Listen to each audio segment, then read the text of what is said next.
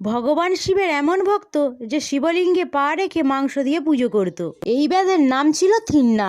শিব পূজার নিয়ম নীতি সম্পর্কে তার কোনো ধারণাই ছিল না। মুখে করে জল এলে শিবলিঙ্গে জলাভিষেক করত আর প্রসাদ হিসেবে আনতো পশুর মাংস। এই থিন্না পূর্বজন্মে ছিল অর্জুন। মহাভারত যুদ্ধের পরেই আত্মহংকারী অর্জুন ভুলে গিয়েছিল পদে পদে শ্রীকৃষ্ণের অবদান। সর্বশ্রেষ্ঠ ধনুর্বিদ হওয়ার অহংকার তার আত্মার সাথে মিশে গিয়েছিল, তাই এই জন্মে তিনি ব্যাধ হয়ে জন্মেছিলেন।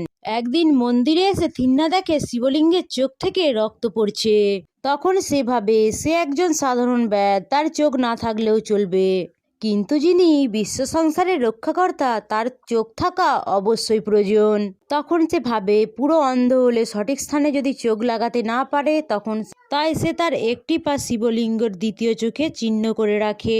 তারপর সে তার অপর চোখটি তুলতে যাবে, তখন সেখানে মা পার্বতী এবং শিব উপস্থিত হয় আর তার দুটি চোখই ফিরিয়ে দেন এবং তাকে আশীর্বাদ করেন। আজ থেকে তুমি কনক্কা নামে পরিচিত হবে। কনপ্পার ভক্তিতে মুগ্ধ হয়ে তাকে এই ব্যাধির জীবন থেকে মুক্ত করে। আর এইভাবে অর্জুনের আত্মা ও পরমাত্মার সাথে মিলিত হয়ে যায়। যদি আমার এই ভিডিওটি ভালো লেগে থাকে তো ভিডিওটি অবশ্যই লাইক কমেন্ট শেয়ার করে দেবেন আর চ্যানেলটিকে সাবস্ক্রাইব করে